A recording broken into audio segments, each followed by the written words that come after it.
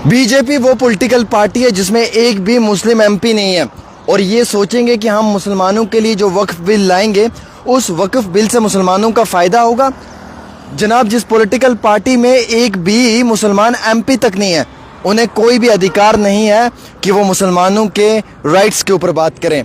उन्हें कोई भी अधिकार नहीं कि वो मुसलमानों की जवाजियत पे बात करें। और सबसे बड़ी बात यह है कि बीजेपी वही जमात है जिस जमात के आने के बाद बुलडोज़र बाबा शुरू हुआ, जिसमें मिनॉरिटीज़ के घर तोड़े गए। अगर कोई मुसलमान जो है वो चिकन की या मटन की शॉप खोल लेता है तो बीजेपी वाले उस पर भी एतराज़ जताना शुरू कर देते हैं। ये वही बीजेपी के लोग हैं जो बुलडोज़र चलाकर मिनॉरिटीज़ के घरों को तबाह करते हैं। ये वही बीजेपी के लोग हैं जो हिंदू मुसलमान कर जो है वो कई सारे मुसलमानों पे बाहर की स्टेट्स में अटैक करते हैं। ये वही बीजेपी के लोग हैं जो लगातार अपने दौरे हुकूमत में मुसलमानों को उनके अधिकारों से महरूम रखते हैं। और आप बात करते हैं कि बीजेपी के लोग जो हैं वो जम्मू कश्मीर की तरक्की करेंगे। ऐसा ही कुछ कहना था आगा सईद रूहुल्लाह जी का।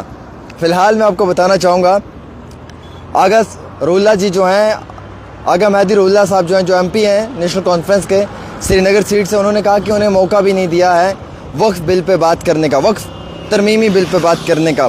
हालांकि मैं आपको ये बताना चाहूँगा, उन्होंने कहा कि जो आरएसएस और बीजेपी है ये एंटी मुस्लिम है, ये एंटी मिनॉरिटी है। इनकी पार्टी में एक भी मुसलमान एमपी नहीं है और ये बात करते हैं पॉलिटिकल राइट की, ये बात करते हैं मुसलमानों के लिए। इनको कोई मॉरल और पॉलिटिकल राइट नहीं है कि मुसलमानों के लिए बात करें। अगर इनकी जमात में एक मुस्लिम एमपी भी होता तो हम मानते। आरएसएस और बीजेपी ने वक्फ तरमीमी बिल इसलिए लाया है क्योंकि मुसलमानों की ज़मीनें इनसे छीनना चाहते हैं।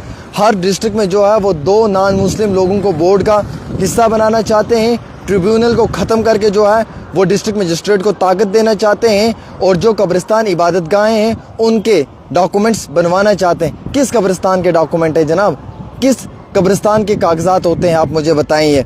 ये कौन सी बात है? कितनी सारी प्रॉपर्टीज़ ऐसी हैं वक्फ की जिनके डॉक्यूमेंट्स नहीं हैं और वो बिल्कुल एक लंबे अरसे से वक्फ के पास है। कल को ये उन प्रॉपर्टीज़ को भी अपने हत्थे में ले लेंगे। तो मकसद ये है कहने का कि ये लोग मुसलमानों को दबाने की कोशिश कर रहे हैं। जहाँ एक तरफ पार्लियामेंट को टेम्पल ऑफ डेमोक्रेसी भी कहा जाता है, वहाँ पे मुसलमानों को इग्नोर किया गया, मुसलमानों को वहाँ पे दबाया गया और एक मुस्लिम वॉइस थी कश्मीर से पार्लियामेंट में जिससे बात करने की इजाज़त नहीं दी गई, आगा रूहुल्लाह की। हालांकि नेशनल कॉन्फ्रेंस ने ये भी कहा कि ये बिल्कुल आगा रूहुल्लाह साहब का अधिकार बनता था कि वो वहाँ पे बात करते, लेकिन वक्फ बाय यूज़र को ख़त्म करने के लिए और जो लैंड ग्रैबर्स हैं जो क्लेम करते हैं मुस्लिम प्रॉपर्टीज़ को, उनको ख़त्म करने के लिए जो है वो प्रॉपर तरीके से इस तरीके के स्टेप्स को लिया गया है। दोस्तों, इंतहाई मुझे दुख तब हुआ जब हम